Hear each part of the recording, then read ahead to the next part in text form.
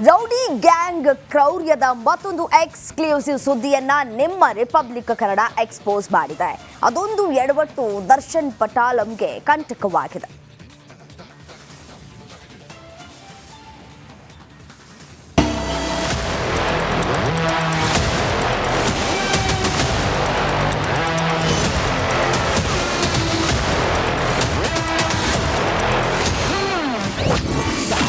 D gang ಕ್ರೌರ್ಯದ ಮತ್ತೊಂದು exclusive.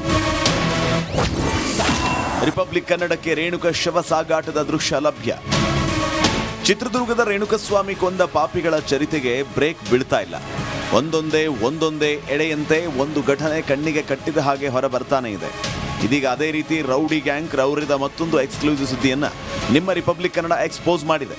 Pattanagere ಶೆಡ್ನಲ್ಲಿ Renukaswamy ಕೊಲೆ ಮಾಡಿದ ಪೊರ್ಕಿ ಗ್ಯಾಂಗ್ ಶವ ಬೀಸಾಡಲು ಒಂದು ಪ್ಲಾನ್ ಮಾಡಿತ್ತು.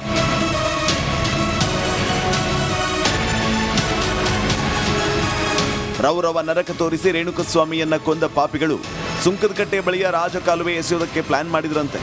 ಶವ ಸಾಗಾಟದ ದೃಶ್ಯ ನಿಮ್ಮ ರಿಪಬ್ಲಿಕ್ ಕನ್ನಡಕ್ಕೆ ಲಭ್ಯವಾಗಿದ್ದು, ಶವ ಸಾಗಾಟದ ವೇಳೆ ಆರೋಪಿಗಳಾದ ಕಾರ್ತಿಕ್, ನಿಖಿಲ್ ಹಾಗೂ ರಾಘವೇಂದ್ರ ಕಾರಿಂದ ಕೆಳಗಿಳಿದು ಓಡಾಟ ಮಾಡ್ತಾ ಇದ್ರು. ಶವ ಸಾಗಾಟದ ಪ್ರೀ ಪ್ಲಾನ್ ಕೂಡ ಉಲ್ಟಾ. ಇನ್ನು ಆರೋಪಿಗಳ ರೇಣುಕಸ್ವಾಮಿ ಮೃತದೇಹವನ್ನ ರಾಜಕಾಲುವೆಗೆ ಎಸೆಯೋ ಪ್ಲಾನ್ ಮಾಡಿದ್ರು. ಒಂದು ವೇಳೆ ರೌಡಿ ಗ್ಯಾಂಗ್ ರಾಜಕಾಲುವೆಗೆ ಮೃತದೇಹ ಎಸೆದಿದ್ದೇ ಆಗಿದ್ರೆ ಖಂಡಿತವಾಗಿಯೂ ಮೃತದೇಹ ಸಿಗ್ತಾ ಇರಲಿಲ್ಲ. ಆದರೆ ರಾಜಕಾಲುವೆ ಇಳಿಸುವ ಸಮಯದಲ್ಲೇ ಬೇರೆ ಕಾರೊಂದು ಬಂದ ಕಾರಣ ಗಾಬರಿಯಾದ ಆರೋಪಿಗಳು ಅಲ್ಲೇ ಇಳಿಸಿ ಹೊರಟಿದ್ದಾರೆ.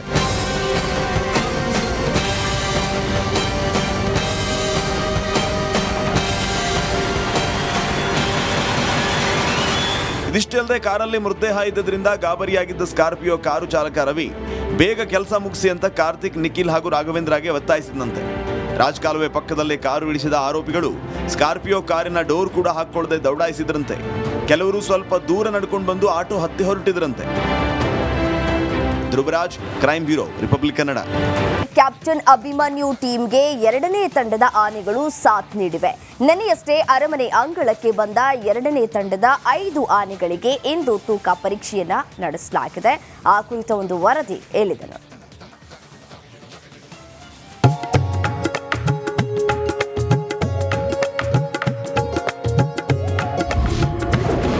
ದಸರಾ ವೈಭವಕ್ಕೆ ಅರಮನೆ ನಗರಿ ಸಜ್ಜು. ಕ್ಯಾಪ್ಟನ್ ಅಭಿಮನ್ಯು ಟೀಮ್ಗೆ ಭರ್ಜರಿ ತಾಲೀಮು. ವಿಶ್ವವಿಖ್ಯಾತ ನಾಡಹಬ್ಬ ದಸರಾ ಹಬ್ಬಕ್ಕೆ ದಿನಗಣನೆ ಆರಂಭವಾಗಿದೆ.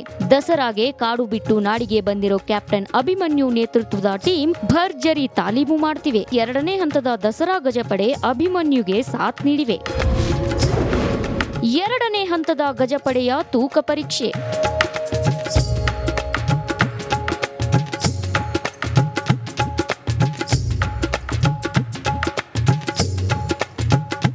ಎರಡನೇ ಹಂತದ ಆನೆಗಳ ತೂಕವನ್ನ ಪರಿಶೀಲಿಸಲಾಯಿತು. ಈ ಮಧ್ಯೆ ಮೈಸೂರಿನ ರಸ್ತೆಗಳಲ್ಲಿ ಗಜಪಡೆ ಜಂಬೂ ಸವಾರಿ ತಾಲೀಮು ನಡೆಸಿದ್ರು. ಮೊದಲನೇ ತಂಡದ ಆನೆಗಳಲ್ಲಿ ಅಭಿಮನ್ಯು ಬರೋಬ್ಬರಿ 5,560 ಕೆಜಿ ತೂಕ ಹೊಂದಿ ನಂಬರ್ 1 ಸ್ಥಾನದಲ್ಲಿದ್ದಾನೆ. ಎರಡನೇ ತಂಡದ ಆನೆಗಳಲ್ಲಿ ಸುಗ್ರೀವ 5,190 ಕೆಜಿ ತೂಕ ಹೊಂದೋ ಮೂಲಕ ಎರಡನೇ ಸ್ಥಾನ ಪಡೆದಿದ್ದಾನೆ. ಹೆಣ್ಣಾನೆ ಹಿರಣ್ಯ 2,930 ಕೆಜಿ, ಮಹೇಂದ್ರ 4,910 ಕೆಜಿ, ಪ್ರಶಾಂತ 4,875 ಕೆಜಿ, ಲಕ್ಷ್ಮಿ 3,485 ಕೆಜಿ ತೂಕ ಹೊಂದಿದ್ದಾಳೆ. ಈಗ ಮೊದಲನೇ ಹಂತದಲ್ಲಿ 9 ಆನೆಗಳು ಬಂದಿದ್ದು, ಎರಡನೇ ಹಂತದಲ್ಲಿ 5 ಆನೆಗಳು ಬಂದಿದ್ದವು. 5 ಆನೆಗಳಲ್ಲಿ ತೂಕ ಪರೀಕ್ಷೆಯನ್ನು ಮಾಡಿದ್ದೀವಿ. ಎರಡನೇ ತಂಡದ ಆನೆಗಳಿಗೆ ತೂಕ ಪರೀಕ್ಷೆಯಲ್ಲಿ ಇವತ್ತು ಪ್ರಶಾಂತ, ಸುಗ್ರೀವ, ಮಹೇಂದ್ರ ಮತ್ತೆ ಹಿರಣ್ಯ, ಲಕ್ಷ್ಮಿ, ದೊಡ್ಡ ಅರವೆ ಲಕ್ಷ್ಮಿ, ಈ 5 ಆನೆಗಳ ತೂಕ ಪರೀಕ್ಷೆಯನ್ನು ಮಾಡಿದ್ದೀವಿ. ಈ ಬಾರಿಯ ದಸರಾ ಮಹೋತ್ಸವದಲ್ಲಿ ಒಟ್ಟು 14 ಆನೆಗಳು ಅರಮನೆ ಅಂಗಳದಲ್ಲಿ ಬಿಡಾರ ಹೂಡಿದ್ದು, ಆನೆಗಳಿಗೆ ಭಾರೀ ತಾಲೀಮು ನಡೆಸಲಾಯಿತು.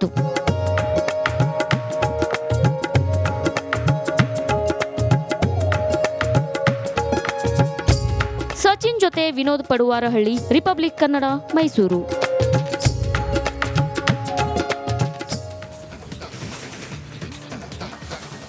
ಉತ್ತರ ಕನ್ನಡ ಜಿಲ್ಲೆಯ ಅಂಕೋಲಾದ ಶಿರೂರು ಗುಡ್ಡ ಕುಸಿತದಲ್ಲಿ ನಾಪತ್ತೆಯಾಗಿರುವ ಜಗನ್ನಾಥ ನಾಯಕ್ ಕುಟುಂಬದ ಕಣ್ಣೊರೆಸುವಂತಹ ಕಾರ್ಯವನ್ನ ನಿಮ್ಮ ರಿಪಬ್ಲಿಕ್ ಕನ್ನಡ ಮಾಡಿದೆ. ಜಗನ್ನಾಥ ಅವರ ಮಗಳಿಗೆ ಈಗಾಗಲೇ ಪ್ರವಾಸೋದ್ಯಮ ಇಲಾಖೆಯಲ್ಲಿ ಉದ್ಯೋಗವನ್ನ ನೀಡಲಾಗಿದೆ.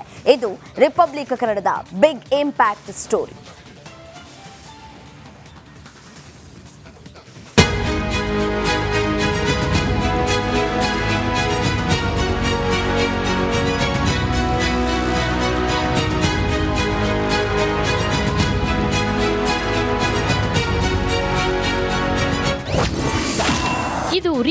ಕನ್ನಡದ ಮೆಗಾ ಇಂಪ್ಯಾಕ್ಟ್.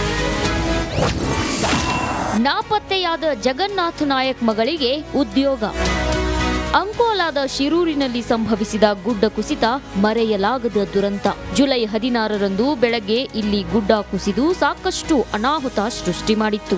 ಘಟನೆಯಲ್ಲಿ 11 ಜನ ಪ್ರಾಣ ಕಳೆದುಕೊಂಡ್ರು. ಆದ್ರೆ ಈವರೆಗೂ ಇನ್ನೂ 3 ಮೃತದೇಹ ಪತ್ತೆಯಾಗಿಲ್ಲ. ಶಿರೂರಿನ ಜಗನ್ನಾಥ್ ನಾಯಕ್, ಗಂಗೆಕೊಳ್ಳದ ಲೋಕೇಶ್ ನಾಯಕ್ ಹಾಗೂ ಕೇರಳದ ಅರ್ಜುನ್ ಇನ್ನೂ ಪತ್ತೆಯಾಗಿಲ್ಲ.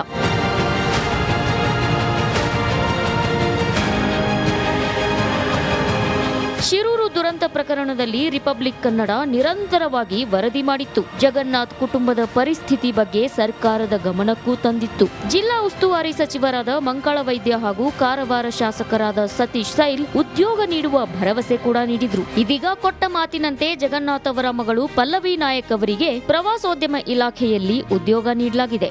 ನಮ್ಮ ಜಿಲ್ಲಾ ಪ್ರವಾಸೋದ್ಯಮ ಸಮಿತಿ ವತಿಯಿಂದ ರಿವರ್ ರಾಫ್ಟಿಂಗ್ ಮತ್ತು ಮೇಲುಸ್ತುವಾರಿ ಸಮಿತಿ ಅಂತ ಅಂದ್ಬಿಟ್ಟು ನಮ್ಮದು ಒಂದು ಸೊಸೈಟಿ ಇದೆ. ಅದರ ಥ್ರೂ ನಾವು ಉತ್ತರ ಕನ್ನಡ ಜಿಲ್ಲೆಯಲ್ಲಿ ವಾಟರ್ ಸ್ಪೋರ್ಟ್ಸ್ ಟೆಂಡರ್ಸ್ಗಳು ಅಥವಾ ಹಲವಾರು ಟೆಂಡರ್ಗಳನ್ನ ನಿಭಾಯಿಸ್ತಾ ಇದ್ದೀವಿ. ಇಲ್ಲಿ ನಮಗೆ ಮಾನವ ಸಂಪನ್ಮೂಲದ ಅವಶ್ಯಕತೆಯೂ ಇತ್ತು. ಅದನ್ನೇ ನಾವು ಪ್ರಸ್ತುತಪಡಿಸಿದಾಗ ಈ ಜಗನ್ನಾಥ್ ಅವ್ರ ಮಗಳು ಪಲ್ಲವಿ ಜಗನ್ನಾಥ್ ಅವ್ರನ್ನ ನೀವು ತೊಗೋಬೋದು ಅಂತಂದ್ಬಿಟ್ಟು ನಾವು ಸಮಿತಿನಲ್ಲಿ ತೀರ್ಮಾನ ಮಾಡಿದ್ವಿ. ಅದೇ ರೀತಿ ಕೂಡಲೇ ಕ್ರಮ ಕೈಗೊಂಡು ನಾವು ಈ ಸೋಮವಾರ ಕಚೇರಿ ಆದೇಶನೂ ಇದನ್ನು ಮಾಡಿದ್ದೀವಿ. ಮತ್ತು ಅವರಿಗೆ ಫಾರ್ಮಲ್ ಆಗಿ ನಮ್ಮ ಔಟ್ಸೋರ್ಸ್ ಹೊರಗುತ್ತಿಗೆ ಆಧಾರದ ಮೇಲೆ ತೊಗೊಂಡಿರೋದ್ರಿಂದ ನಮ್ಮ ಹಿಂದೂಸ್ತಾನ್ ಸೆಕ್ಯೂರಿಟೀಸ್ ಇರೋದ್ರಿಂದ ಅವರಿಗೆ ನೇಮಕಾತಿ ಆದೇಶನೂ ಆ ದಿನಕ್ಕೆ ಬರುತ್ತೆ. ಪ್ರವಾಸೋದ್ಯಮ ಇಲಾಖೆಯಲ್ಲಿ ಹೊರಗುತ್ತಿಗೆ ಆಧಾರದಲ್ಲಿ ಡಾಟಾ ಎಂಟ್ರಿ ಆಪರೇಟರ್ ಹುದ್ದೆ ಸಿಕ್ತಿದ್ದಂತೆ ರಿಪಬ್ಲಿಕ್ ಕನ್ನಡಕ್ಕೆ ಧನ್ಯವಾದ ಸಲ್ಲಿಸಿದ್ದಾರೆ. ನಮ್ಮದು ಕುಟುಂಬದ ಎಲ್ಲ ಪರಿಸ್ಥಿತಿಗಳನ್ನು ಅವರಿಗೆ ಹೈಲೈಟ್ ಮಾಡಿ ತೋರಿಸಿದ್ದಾರೆ. ಎಲ್ಲ ಜನಕ್ಕೂ ನಮ್ಮ ಪರಿಸ್ಥಿತಿ ಅರ್ಥ ಆಗಿದೆ ಆ ರಿಪಬ್ಲಿಕ್ ಕನ್ನಡದ TV ಮುಖಾಂತರ. ಅವರಿಗೆ ನಾವು ತುಂಬ ಹೃದಯದ ಧನ್ಯವಾದ ಹೇಳುತ್ತೇವೆ. ಮತ್ತು ನಾವು ಅವರಿಗೆ ಯಾವಾಗಲೂ ಚಿರಋಣಿಯಾಗಿರ್ತೇವೆ. ನಮ್ಮ ತಾಯಿಯವರು ಅಷ್ಟೇ ಇದ್ದಿದ್ದು, ಮನೆ ನೋಡ್ಕೊಳ್ಳೋರು ಯಾರೂ ಇರಲಿಲ್ಲ. ಕೆಲಸ ಕೊಡಿಸ್ಬೇಕು ಅಂತ ರಿಪಬ್ಲಿಕ್ ಕನ್ನಡದವರು ಅವರು TV ಮುಖಾಂತರ ಮನವಿ ಮಾಡಿದರು ಸರ್ಕಾರಕ್ಕೆ. ಅದೇ ರೀತಿ ಈಗ ನಮ್ಮ ತಂಗಿಗೆ ಒಂದು ಹೊರಗುತ್ತಿಗೆ ಆಧಾರದ ಮೇಲೆ ಆದರೂ ಒಂದು ಕೆಲಸ ಕೊಟ್ಟಿದ್ದಾರೆ. ಅದಕ್ಕೆ ನಾವು ರಿಪಬ್ಲಿಕ್ ಕನ್ನಡದವರಿಗೆ, ಸಚಿವರಿಗೆ, ಶಾಸಕರಿಗೆ ಎಲ್ಲರಿಗೂ ಧನ್ಯವಾದ.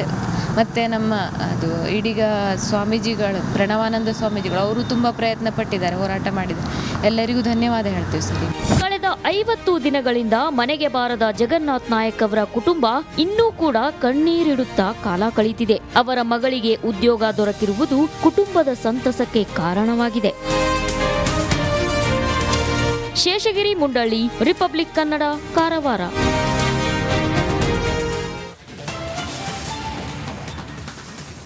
ಮುದ್ರಣಕಾಶಿ ಗದಗದಲ್ಲಿ ಗಣೇಶ ಮೂರ್ತಿಗಳ ಖರೀದಿ ಜೋರಾಗಿದೆ. ಒಂದೇ ಸೂರಿನಡೆ ವಿವಿಧ ಗಣೇಶನ ಮೂರ್ತಿಗಳನ್ನ ವೀಕ್ಷಣೆ ಮಾಡಿದ್ದಾರೆ ಜನರು. ಕೊನೆಗೆ ಬಾಲರಾಮನ ಗಣೇಶ ಮೂರ್ತಿಗೆ ಇದೀಗ ಮಾರು ಹೋಗಿದ್ದಾರೆ. ಆ ಕುರಿತ ಒಂದು ರಿಪೋರ್ಟ್ ಇಲ್ಲಿದೆ.